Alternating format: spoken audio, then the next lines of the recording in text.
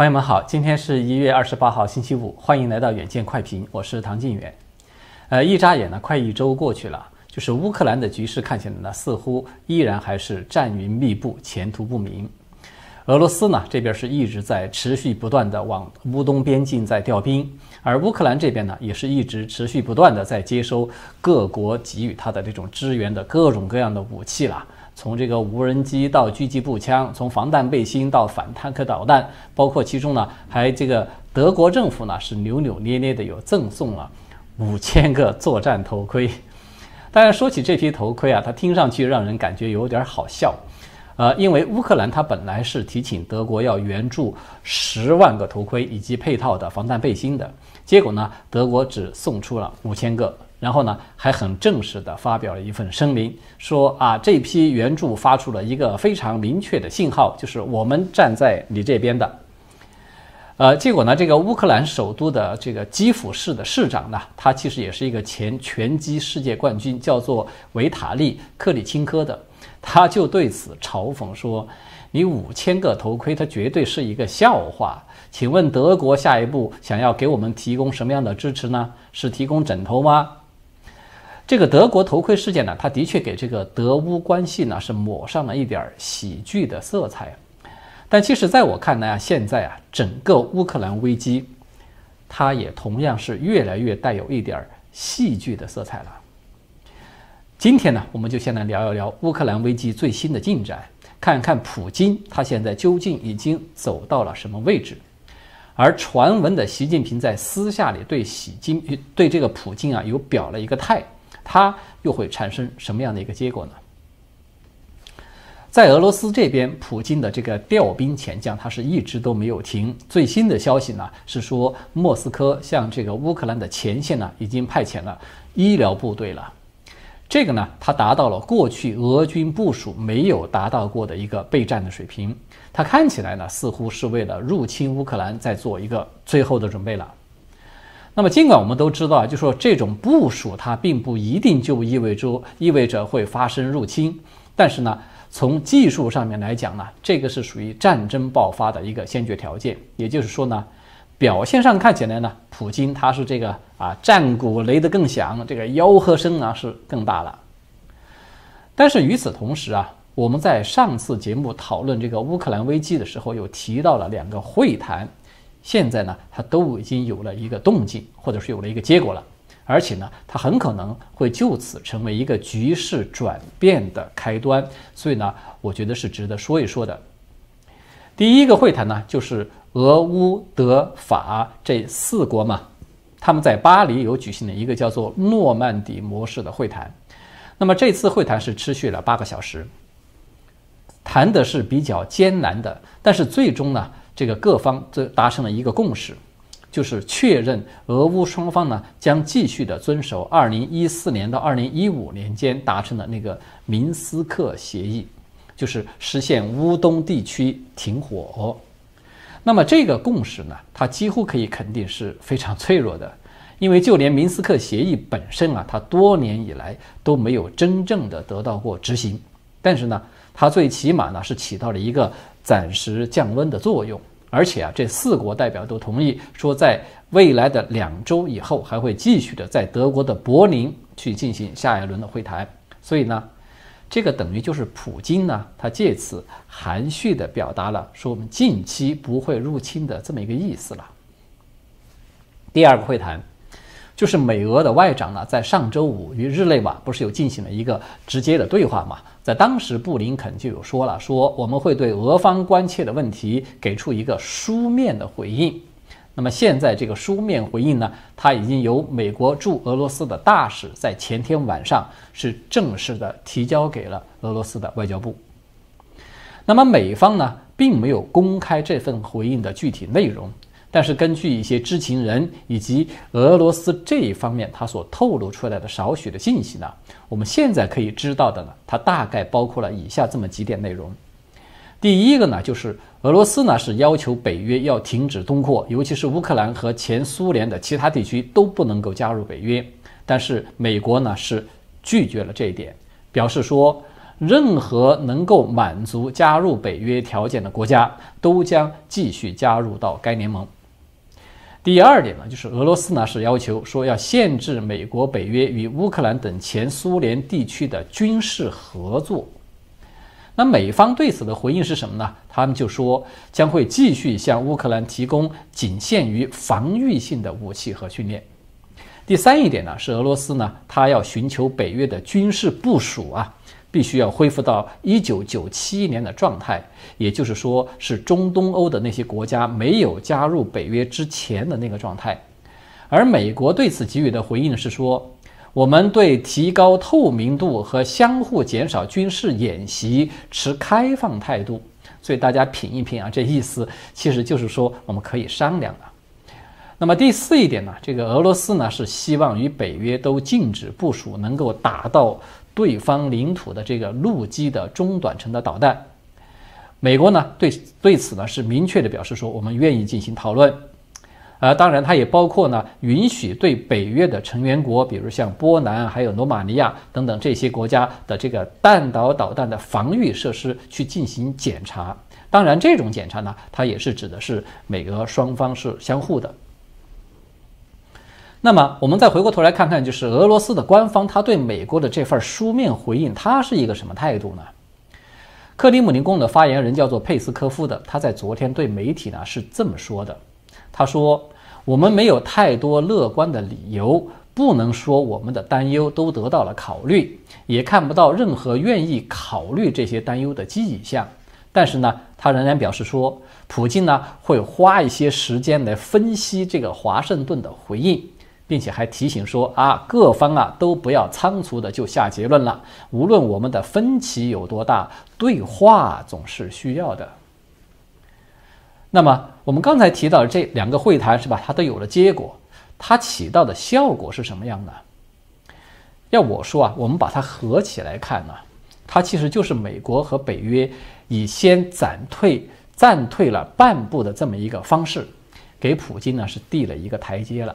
然后普京呢也给了一个我们暂时会按兵不动的暗示。普京的要求我们现在来看，他固然是有一点漫天要价，当然这也是很正常的啦。那么美国的就地还钱呢，他也不能够说是没有干货。尤其美国在乌克兰加入北约这个最核心的问题上，他的话呢其实说的是非常技巧的。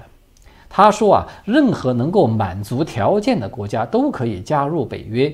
这个从形式上来看，他当然是拒绝了俄罗斯的要求，但是关键的问题就在于满足条件这一点上，它是有一些弦外之音的。加入这个北约，它需要满足什么样的条件呢？说起来呢，它比较复杂，不是说简单两句话就可以说清的。但是其中呢，有一个最为关键的是必不可少的条件，就是申请国呢不能够与邻国存在领土的纠纷和争端。同时呢，在去年6月的时候拜登也曾经是公开的表示过，说乌克兰呢，它需要根除了腐败以后，才有可能被纳入北约。也就是说呢，至少在大众都看得见的一个范围之内美俄这两国都等于是分别给乌克兰设置了一个几乎是难以满足的前提条件。普京不用说了，我们看到他现在是不断的策动乌克兰东部的，比如说像顿巴斯等地区的那些分裂势力，对吧？通过他们来制造一个领土主权的纠纷。他的目的呢，其实就是想利用这一点来破坏乌克兰加入北约的那个前提条件。至于说反腐败这种事情，就连被2月河吹捧为说这个反腐力度是翻遍24史都找不到的习近平，连他都是公开的这么说的，说这个反腐永远在路上。也就是说呢，反腐这个指标它的弹性极大，这个腐败它要被清除到什么程度才算达标呢？这个过程它究竟需要多久呢？谁都是不知道的，对吧？所以呢，乌克兰它当然可以继续的去申请，美国和北约呢，当然也会继续的重申说我们的大门对所有人都是敞开的。但是实际上，乌克兰想要现在就加入北约，它至少在相当长的一段时间之内我觉得它是不太可能的事情。这个就是我们所说的那个弦外之音了。普京对此应该是非常清楚的，就是美国他永远都不可能公开的去承诺说我们拒绝乌克兰加入到北约。所以美国的这份回应呢，在我看来，它其实大体上是表达了一种对乌克兰维持现状的这么一个态度。这个对普京来说啊，你说他是想要搞讹诈也好，他是在做一场豪赌也罢，他的这种增兵之举呢，就多少已经有点得了便宜再卖卖乖的这个味道了。所以在这样的情况之下，我们看到土耳其出人意料的出面给普京呢，立即就递上了第二个台阶。此前呢，这个土耳其的总统叫做埃尔多安的，他就已经公开的表示过，说土耳其呢可以在俄乌这两个邻国之间去居中进行调解。他甚至宣布说自己将于2月，也就是下个月去访问乌克兰，来协助化解双边的紧张关系。但是土耳其这个国家呢，可能大家都知道，因为它的这种国际影响力嘛不够高，所以埃尔多安这些话呢，他在当时并没有怎么引起国际舆论的重视。但是在昨天呢，就是俄罗斯这边克里姆林宫的发言人刚才提到的是吧，那个佩斯科夫，他突然就公开的表示说，普京呢将在工作安排允许的情况下要访问土耳其。土耳其的外长呢也马上就在同一天表示说，普京将在2月，也就是结束了北京冬奥会的这个行程返国以后，他再宣布访问土耳其的具体时间。所以大家看到吗？这个就比较有意思了，对吧？我们说到这个土耳其，它与俄罗斯的关系呢，基于二者在历史与宗教方面的原因呢，这个也可以说是一个并非一两句话就可以说清的问题。但是呢，大体上啊，就是当前的这个俄土关系呢，它是属于那种比较复杂的，它既有战略合作的友好的一面，同时呢，也有明显的相互的防范与相互制衡的一面。但是有一点我觉得是比较肯定的，就是作为北约成员国之一的土耳其，它在这个乌克兰危机之中呢，是多次的公开强调说应该要尊重乌克兰的领土完整，也不承认俄罗斯兼并这个克里米亚这件事情。同时呢，土耳其还向乌克兰有出售了多款的无人机就是甚至在那个顿巴斯地区都有投入了实战。而且还允许在乌克兰生产一款较为先进的，名字叫做安卡的长航时的作战无人机。所以这些举动啊，它当然是让普京感到非常不爽的。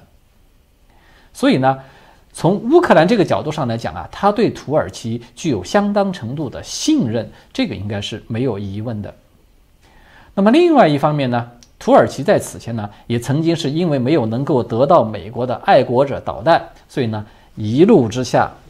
转而去向普京求购俄罗斯的那个比较先进的 S-400的防空导弹系统，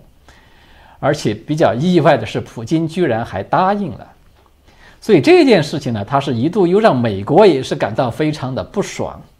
所以我们就可以看到，土耳其这个国家它是有点特殊性的。它虽然隶属于北约，但是呢，它又有其特立独行的这种战略自主的一面。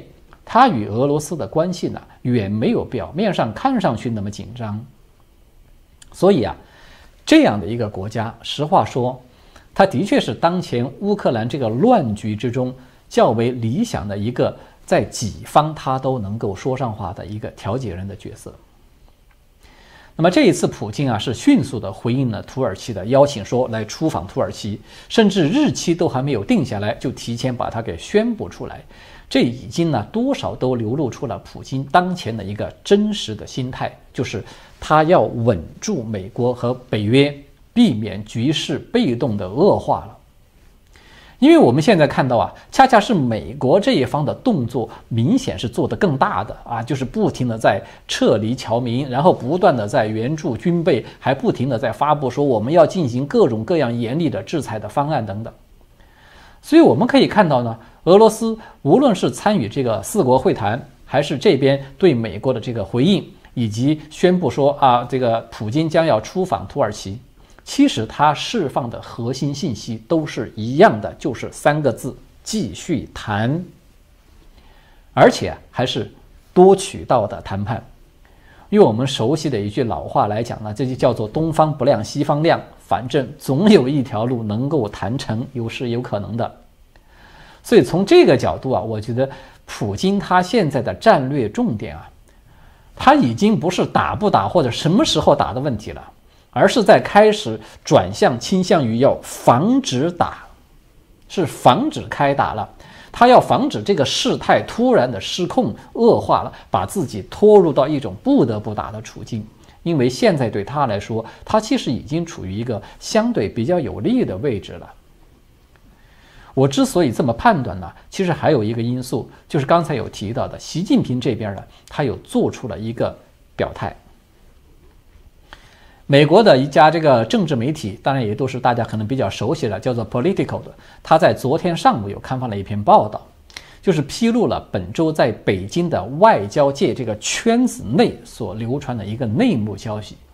就说呢，习近平在私下里呢有表达了对俄罗斯入侵乌克兰的一个支持，只不过呢提出了一个要求，就是说普京把这个入侵乌克兰的行动呢要推迟到整个冬奥会完全结束以后。那么这种消息我们都知道，它几乎是很难得到官方证实的，对吧？但是呢，我觉得这种做法呢，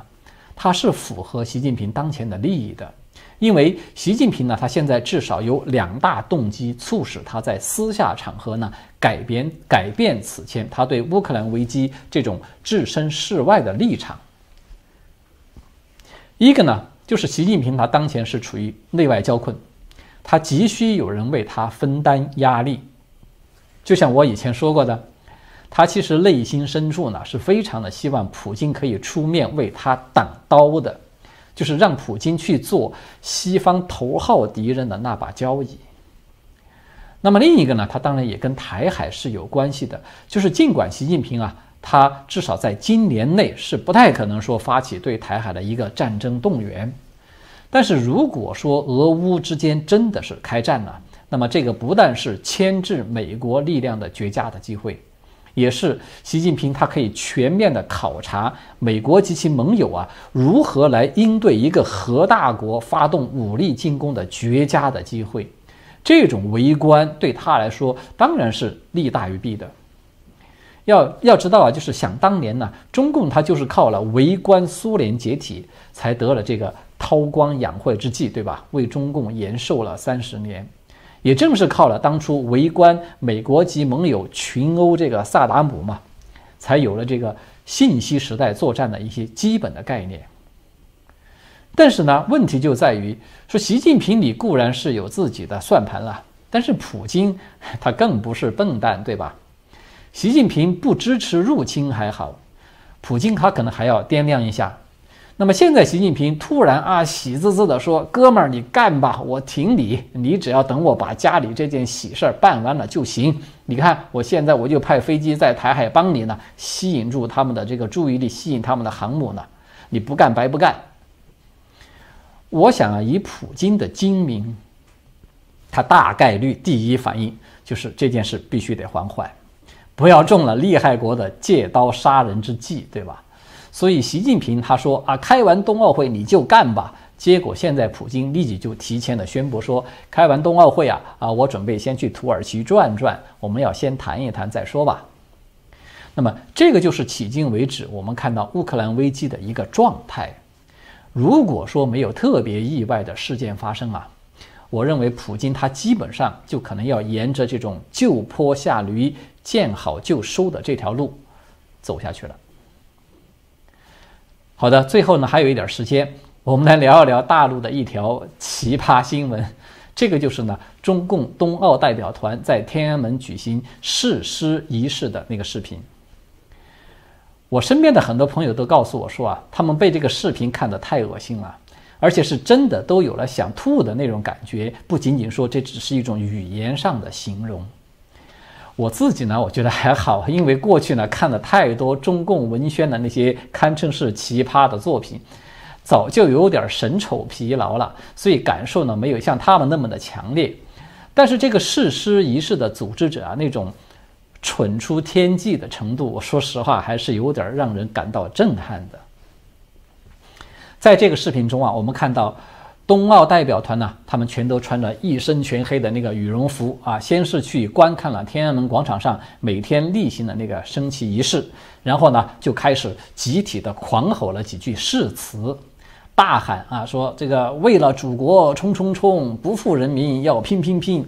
报答领袖豁出去要永争第一不认怂，还要跟着总书记一起向未来，大概就是这么一些话吧。说实话呀，要不是这群人都贴的那个5星旗在他的胸前，这个地点又是在天安门，那种场面呢，任谁一看可能都会认定这个不知又是哪个传销集团在开老鼠会，在集体发疯洗脑呢。所以就这个视频而言呢，作为一个国家级的代表队啊，组织了一个所谓很正式的出征仪式，其人物表情之扭曲狰狞，这种文案之低劣粗俗，这个誓词内容之跪舔露骨，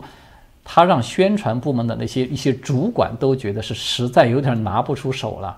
我们看到新华社啊，在发表这篇文字报道的时候呢，直接就删掉了报答领袖豁出去跟着总书记一起向未来这2句。而这个属于共青团上海市委的机关报叫做青年报的这家媒体，他干脆就来了一个罕见的动作，就是在第8版报道的时候呢，他就只放了一个标题在上面，然后下边整版的全都开了一个天窗，就是一片空白。关于报纸开天窗这个动作啊，凡是熟悉媒体的人可能都知道，它只有2种含义。一个呢，就是由于新闻检查不过关而被动的把那个稿件给撤掉了，所以呢导致在版面上留下了一个成片的空白。那么另一个呢，它就是属于报纸的编辑一种主动的安排，它的目的呢是对某个事件或者是某种权利来表达抗议，意思就是这事儿太恶心了，但是我们没法来直接的发出抗议，所以呢只能够开一个天窗，表示我们现在无话可说，就这个意思。所以青年报的这个天窗呢，它显然是属于后者的，对吧？就是说这个视频太恶心了，我们如果要是发表了，它对报纸的这个档次呢，它是伤害性极大，而且侮辱性也极强，所以我们就干脆只是发一个标题应付一下就完事儿。我们看啊，就这2句报答领袖与跟着总书记的这个话而言，无疑呢，它是要被归于属于低级红的范畴。说实话呀，我之所以感到震撼呢，是因为没有想到说一个国家级的代表团，他为了一个如此正式的仪式而写出来的文案会如此的惨不忍睹。我甚至都有点怀疑这个写手和那个拍板的领导啊，他们是不是在故意的用低级红的形式来表达真正的一种高级黑？因为这的确就是一个低年级的小学生，甚至可以说是一个半文盲才会使用并且去加以理解的这种文字了。当然，也许我们反过来看啊，就说相关人员呢，他是一个投其所好的特别精明的人，也未可知。毕竟嘛，习总书记是曾经公开说了嘛，说这个文艺作品呢，就是要接地气啊，要像当年文革那样，要裹一身泥巴，要磨一手老茧，是吧？恶心的大众呢，一点都不重要，只要能够舒心的那关键的一个人就行。当然，我们从另外一个角度上来看啊，现在连这个哭着喊着说让政治远离冬奥的体育界，都这么的公开跟领袖是心连心，这么的红了，那岂不是瞬间就把党妈养着的那么多的文艺界的精英们、文宣系的那些吹鼓手们全都给架到半空去了？就是什么意思呢？就是你们这帮人可都是专业的，你不拿出一点更露骨的、更红、更专、更接地气的作品出来，是不是也太尸位素餐、光拿钱不干活了？好的，今天我们就聊到这里了，谢谢各位的观看和收听，我们下次再见。